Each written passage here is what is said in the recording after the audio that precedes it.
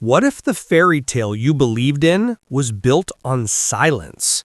What if the smiling prince who told the world to open up about mental health was secretly being told by the woman closest to him to shut it down? That is the story we are diving into today. And let me warn you, it is darker, more heartbreaking, and more shocking than anything you have heard before. Because this is not just about gossip. This is about life and death. About a man crying out for help and being denied the one thing he needed most, a chance to heal. Before we continue, please subscribe and turn on the notification bell for updates from Alert View. Think about it.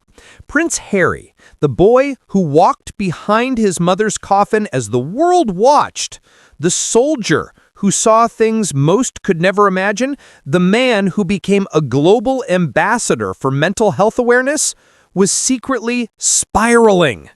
When he finally reached out, Meghan Markle, his wife, the woman who promised to stand by him in sickness and in health, allegedly told him to man up. He asked for help. She told him to hide it.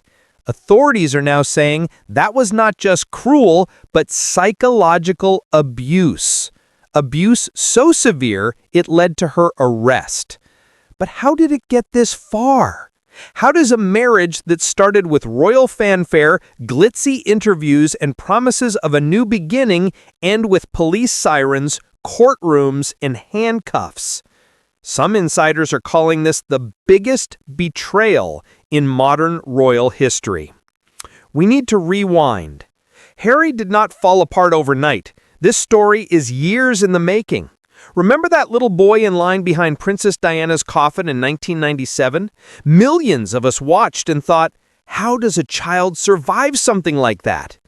The truth is, he did not fully. That grief followed him into adulthood, haunting him, shaping him, fueling his anger, his choices, even his marriage. Harry himself once admitted he did not seek help for decades. He bottled it up, numbed it with drinking, tried to bury it beneath misservice. But trauma does not disappear. It waits, it builds, it explodes when you least expect it. Imagine carrying all that weight, finally finding the courage to say, I cannot do this alone, I need help, and then being told no. Not by the public, not by the palace, but by the woman you sleep next to, the one who says she loves you. Insiders claim Meghan refused to let Harry attend therapy. Why? Because in her mind, a weak Harry damaged their carefully curated image as a power couple. She feared leaks, whispers, headlines. She feared losing control. So she allegedly told him to deal with it privately, to toughen up, to smile. But the stronger the mask, the deeper the cracks. Harry's mask was shattering. Doctors revealed he had severe clinical depression and possibly PTSD from both his military tours and the trauma of his mother's death. Symptoms: flashbacks, insomnia, rage, emotional numbness. Left untreated, it can spiral into self-destruction, breakdowns, even suicide. And yet, Meghan allegedly blocked him from seeing professionals who could have helped. So here's the uncomfortable question.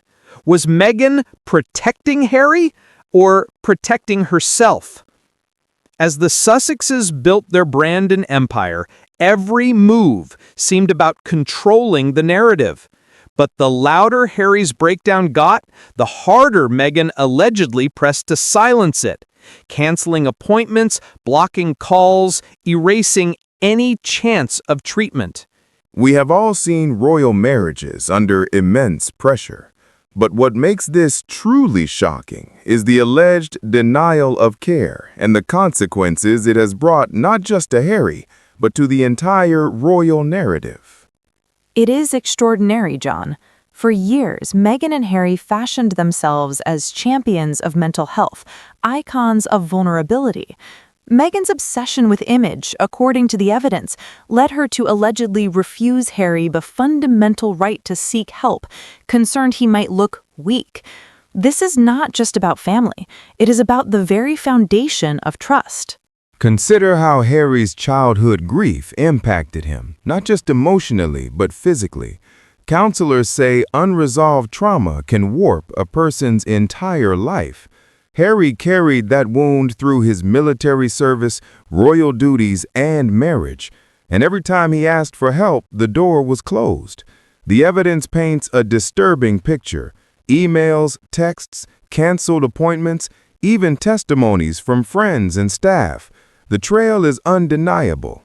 When a trusted friend began keeping records, documenting Harry's pleas, it wasn't betrayal. Perhaps it was protection. If a loved one is denied help for psychological wounds, could that ever be called love? Absolutely not. Experts say denying someone treatment can be as destructive as physical abuse. We have heard stories of Harry pacing the floors at night, hands trembling, sleepless for days, and snapping at loved ones. That is not drama. That is collapse. And Meghan's alleged reaction was cold. She reportedly told Harry to man up, to hide his pain for the sake of their public image. Imagine masking suffering day after day.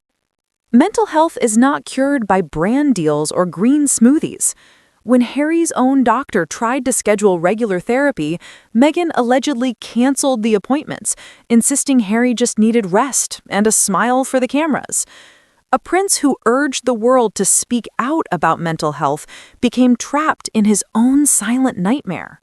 Eventually, this silent suffering could not be hidden. The breaking point came during a public event.